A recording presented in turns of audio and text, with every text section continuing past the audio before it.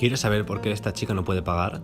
¿Recuerdas cuando estaba sentada frente a un ordenador con su tarjeta en la mano? Estaba haciendo una compra por internet utilizando un ordenador de uso público en la biblioteca. Ahora, mira lo que ha pasado cuando ella se ha ido.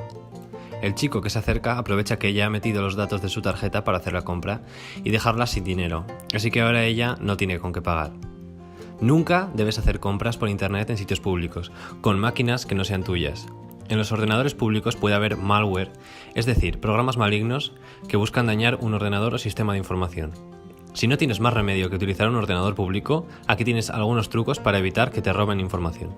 Si tienes que entrar en tu correo electrónico, puedes crear uno temporal con una contraseña robusta y redireccionar los correos. También puedes hacer uso de la verificación en 2 pasos. Con esto te llega un código al móvil para que lo introduzcas en la web.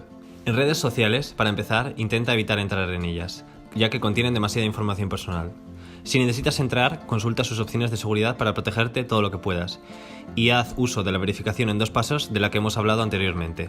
Además de esto, no accedas al banco, no introduzcas datos bancarios, de salud o el DNI, cierra sesión siempre, no guardes nunca tus credenciales, navega en modo incógnito, usa teclados virtuales si tienes que introducir contraseñas para evitar keyloggers, estos son programas que guardan lo que escribes, no conectes USBs o discos duros externos ya que pueden robar la información que hay adentro y no descuides el equipo con el que estás trabajando. Esperamos que estos trucos te sean de ayuda.